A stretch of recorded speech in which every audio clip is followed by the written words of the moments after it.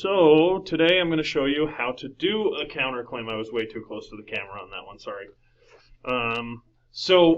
First off, in order to talk about counterclaims, we first have to talk about Bruce Lee, who is, without a doubt, the greatest martial artist that ever lived, as you can see from those GIFs. Okay? You guys know who Bruce Lee was? He was an actor in the 70s. He ended up passing away pretty young, but he was also an incredible martial artist.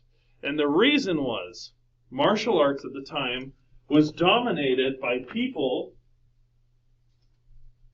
who would learn one martial art and become really, really good at it.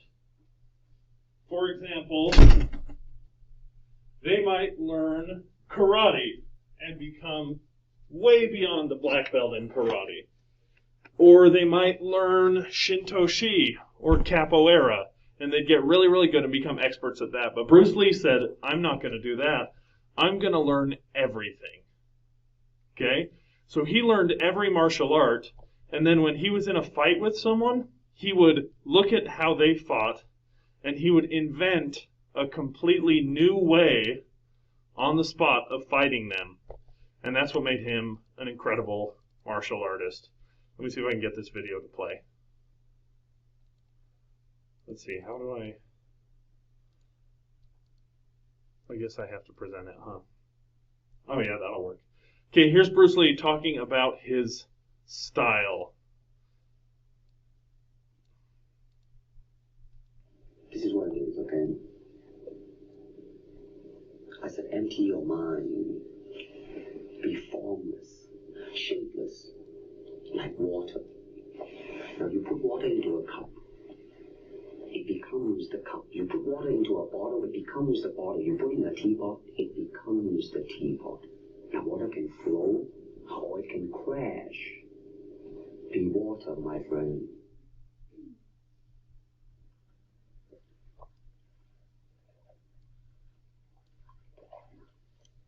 It's cool, right? Be water. You put water in something, it becomes the shape of that something. It crashes up against rocks. It doesn't. It's not stuck in its form. And I think oftentimes when we're writing argumentative essays, we get stuck in our argument, right?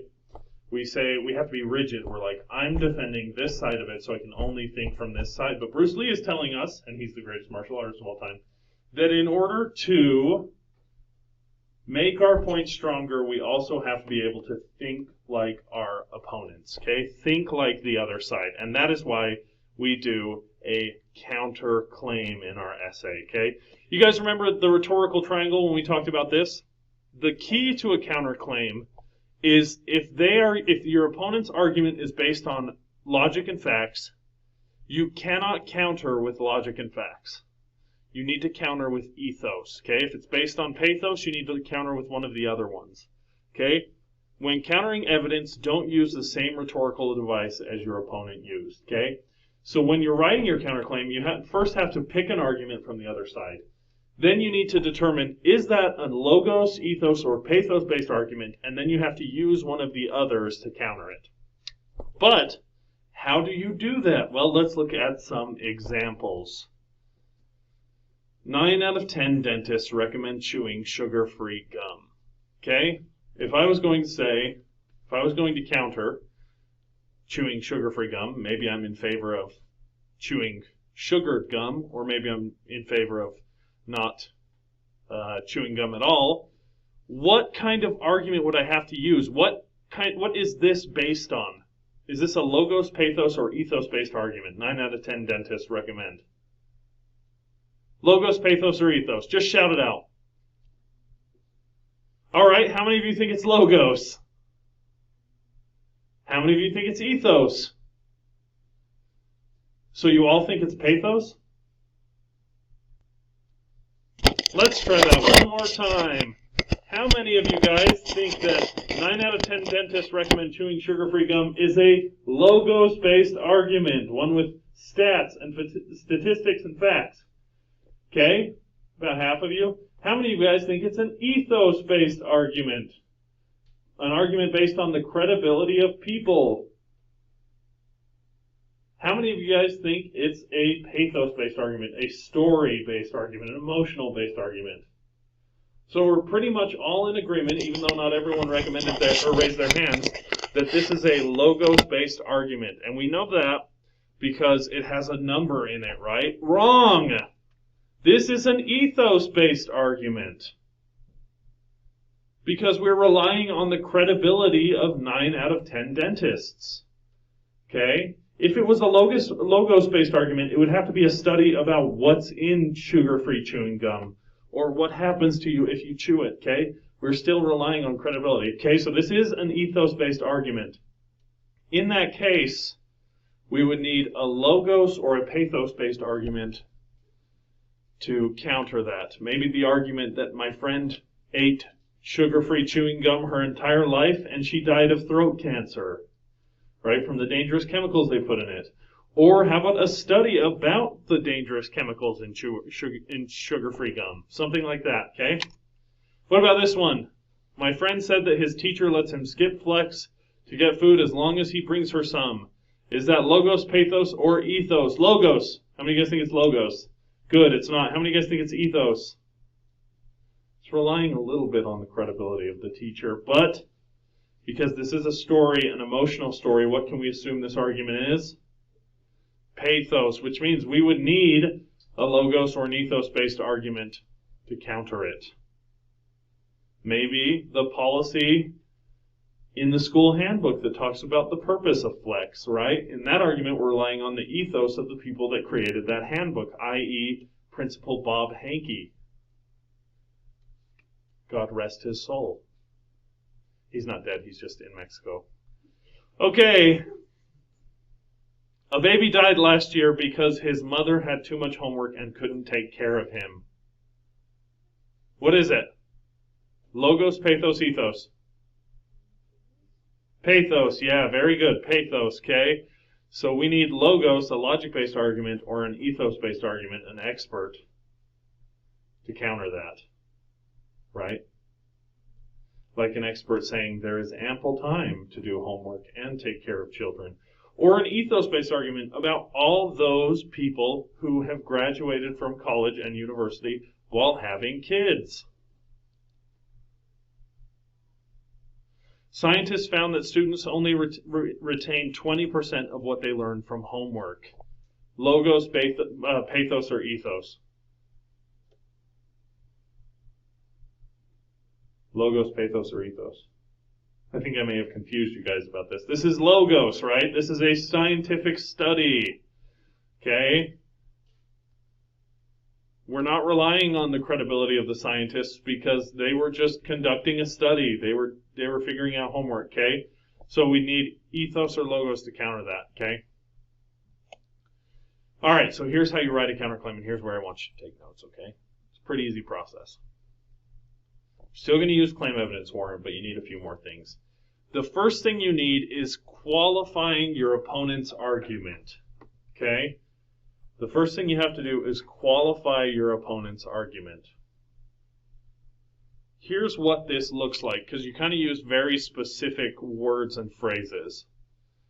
Okay, you're going to say something like, even though it seems like an obvious choice, there are some opponents to blank. Or, not everybody thinks that my idea is a good idea. I'm trying to be general, but you can be more specific. You can say something like, not everybody thinks that a school dress code is a good idea, or a school dress code is unfair. There are people that say it is fair. Right? What you're doing here is you're setting up you're qualifying your argument. You're saying, I recognize that people disagree with me. And when you do that, it builds credibility to your audience because they're saying, oh, okay, this person isn't so one-sided and single-minded that they only see their point of view. In fact, if you were to ask Mr. Scott, what's wrong with politics today? I would tell you very simply, and there's a lot wrong with politics, I don't mean to oversimplify it, but that we are incapable of seeing our opponent's views. Right? And that's part of the reason why we make counterclaims in these essays. Okay, so you start by qualifying their argument, then you need to state their side. What is the biggest argument against your plan? If it's school dress code, like I was talking about, what is the biggest argument about school dress code? What do people say the reason we have a dress code is? Because it's distracting when people don't follow it, right? So this is when I would state my opponent's side. Even though dress codes are unfair, there are still people that believe they're valid because they help eliminate distractions in the classroom. So you need to state their side after you qualify your argument. The third step is your rebuttal. Okay? This is where you give evidence as to why their argument is wrong. Even though it's a valid argument, even though you've said it's a valid argument, you still need to debate it in your essay. So the school dress code is a distraction. How would you argue against that? I don't know. But you'd probably need a quote from an expert or results of a study or something like that. If you had a quote from an expert talking about other distractions that happen in school, for example, action figures all over a room, or social distractions, school dances, sports, right? There are bigger distractions than the dress code. You might make that argument. Okay? And then finally, you need to, and you're making your rebuttal. This follows a very specific format when you make your rebuttal. Okay? I don't know if you guys have heard of this or not. It's called CLUE. Have you guys heard of CLUE? Claim Evidence Warrant. It's like kind of the central idea of this whole essay that we're writing. Okay? By the way, I would write down those 3 rebuttal words that are on there. Even so, however, or nonetheless, or nevertheless, right? That's kind of how you transition from recognizing their argument to making your own. Okay, you can do that with a word like even so, however, or nonetheless. And then you state your new clue. You do a new claim, new evidence, new warrant. Okay? Even though people that don't follow dress code are distracting, there are other distractions, okay? People that follow dress code can be distracting. However, there are bigger distractions in school. For example, teacher romance. One study estimated that, on average, high school students see public displays of affection between teachers 9 times a day. Way more than they see immodest clothing, right? I don't know. I'm making up that study. I'm not an expert in that. Okay? Okay. So here's what we're going to do. Let's do a little group activity. Okay, with the people around you, I want you to very quickly, and let's do this in groups of 4, okay? So get around you till you're in 4 or 3, okay? 4 or 3, I think I see fairly well. Like Ashlyn, if you move to where Aylin is, I think they'll have a group of 4 there, and then everyone else is either 4 or 3. Okay, what you're going to do, oh, and then if you'll move back, Mikkel.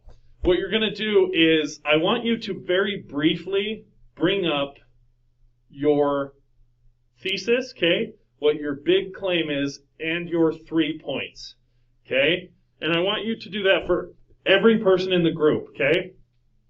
And I want you to talk about what the other side of that thinks, okay? How the other side would react to those points, okay? We're trying to anticipate counterclaims here, anticipate claims that the other side will make, just like we did with the dress code thing, right? We shouldn't have the dress code for these 3 reasons. Well, have you thought about distractions yet? Okay, so do that now.